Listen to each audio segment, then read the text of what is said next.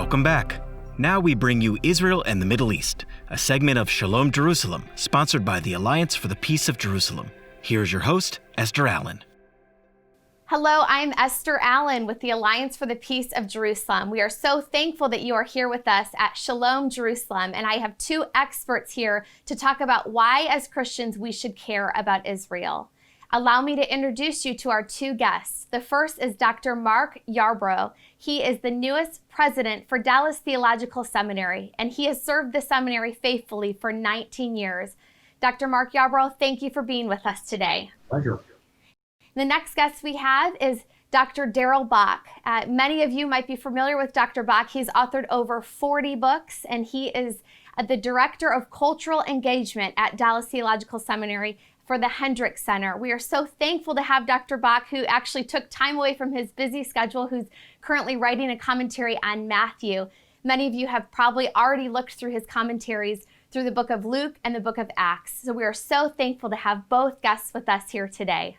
The first question that I want to ask you is, you referenced that Israel is what connects the Bible narrative together, what connects the story together. What are we at risk of losing if we remove Israel from the biblical narrative?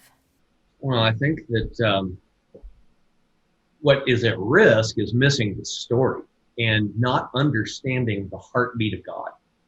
And I think ultimately that is what is at risk. If you go any other route of moving a piece of the story, to me it would be like taking a central character out of a main movie script, and you wouldn't understand what is happening from beginning to end. And so I think it's important to identify that key role that Israel plays in the grand narrative. You know, at the Alliance for the Peace of Jerusalem, we have 13 affirmations and 13 denials. Dr. Bock, you helped write these and bring these into formation. And I want to talk briefly about this first affirmation. It states that God is unchanging, and it says that God keeps his covenants and his promises to not only individuals, but also to nations. You know, we're a very individualistic society, so I think we can understand how God keeps promises to us individually. But could you explain to us how God keeps promises to nations? Well, he keeps promises to nations by, and this can sound profound, by keeping his word. You know, if I am a parent and I say to a child, I promise you I'm going to take you out for ice cream later today, and then something happens and I can't take my child out for ice cream later in the day, I know what the look on that child's going to be, and I know what the protest is going to be, either before or after it's determined that I've let them know that I'm not keeping my word. And the reason the word to Israel is important is because it's a commitment to a people that was made at the very beginning of a covenant promise. So covenant promises are big promises. They're about far more than ice cream. And so they're big promises that are laid out there. And if God can't keep his promise to Israel while he makes promises to us, what does that mean for the promises he makes to us? I don't want to answer that question. So the storyline that Mark was talking about, part of that storyline is God has extended his hand and made certain commitments to Israel, and he's made certain commitments to us. And the credibility of what he extends to Israel then impacts the credibility of what he extends to us. And we are arguing in the affirmation that the certainty with which God has made his commitment to Israel matches the certainty with which God has made his commitment to us. Thank you for that. Dr. Yarbrough, let me ask you, a lot of believers are intimidated to discuss Israel because they think they don't want to be political. Many pastors have that fear. But could you explain to us why talking about Israel is deeply biblical first and not just political? You bet. Well, I think the first thing that we need to do is to say that in regard to what we're talking about is that as Israel is a central part of this grand narrative, it means that we just need to first and foremost understand this biblical story from beginning to end. It starts in the book of Genesis, from the creation account through the problem, moving into Genesis 12, 1 through 3, where there's a very direct change in the narrative, and it slows down into this individual by the name of Abram. And so it's there that we need to begin to see this is God's story. It's not ours. And God is on the move to correct a problem that we saw at the very beginning in Genesis chapter 3. And so I think that we need to take a step back and realize that when we are talking about Israel from a narrative standpoint, in the biblical framework that is presented, that God has chosen to call a people and to bless the nations and bless the world through that particular people. And as Dr. Bock was talking about, the importance of covenant in what we're discussing here.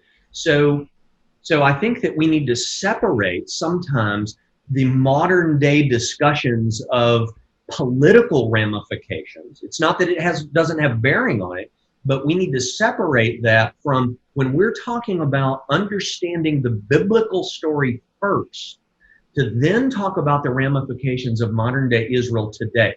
Those are working together, but I think it's important for us to not be afraid of talking about the biblical narrative to better understand then the modern ramifications today. Well, that's a good challenge for every single one of us. And that's certainly what we're attempting to do with the Alliance for the Peace of Jerusalem, is to talk about how we can be for all people in the land. And we certainly believe that there's still a role for Israel today. And Dr. Bock, I would love for you to speak to that. And are there scriptural plans and promises, maybe even prophecy, that we are still waiting to see for Israel? Does God have a future for Israel? Does God care about Israel today?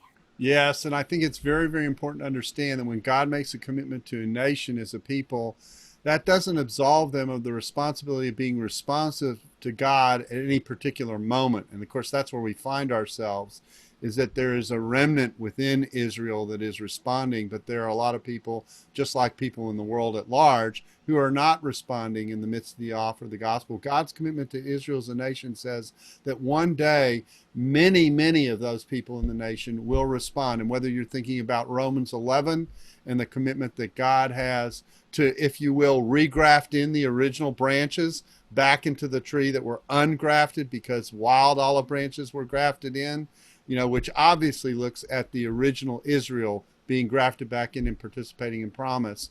When Jesus comes back, that's what he's going to be coming back to, is a people who have been regrafted in from within Israel, made a part of the rest of those who believe, and linking us one to another in that great work of reconciliation and restoration that salvation is about from the very beginning. Mark alluded to Genesis 3. I'm going to allude to Genesis 1. The point of the exercise is to take us back to why we were created to begin with, and that is to steward the garden of the creation well in a way that honors God and reflects him with one another in the way in which we live in the world. And the ultimate restoration that Jesus brings will do that with people side by side to one another, including people from Israel.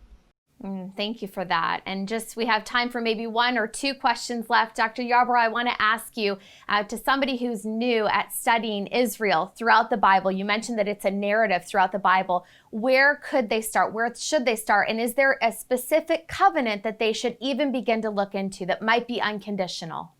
Yeah, I think it's just, I sound like I'm just beating the same drum over and over again, but it's understanding the grand story. I think that we have a real tendency, when you're sitting at church or you're just reading a book, our blinders are up and we're just zeroing in on that.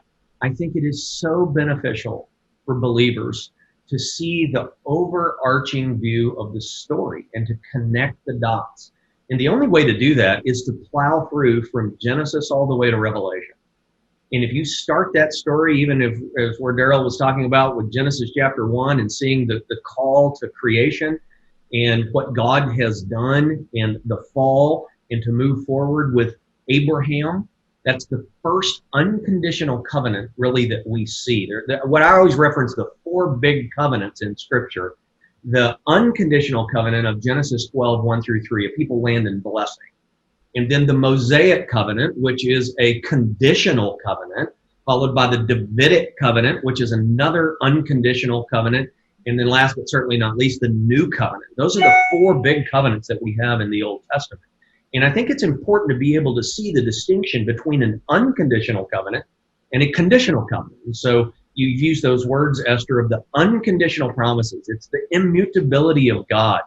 What he has said will come to fruition. I love how the Apostle Paul on the New Testament side of things Darrell referenced Romans chapter 11, verse 29, where when Paul says God's gifts and call are irrevocable, that means that even today when we see Israel in a time of unbelief, it doesn't mean that God has changed his word. He can't. It's what makes him who he is. That because God has said it, it will come to fruition in the future. I certainly agree with that statement. Thank you both for teaching us today. There's so much more that I have to learn. It makes me want to sign up for your classes. But for those of you who want to stay in touch with these professors and seminary leaders, please follow Dr. Bock's podcast called The Table. Thank you for being with us today.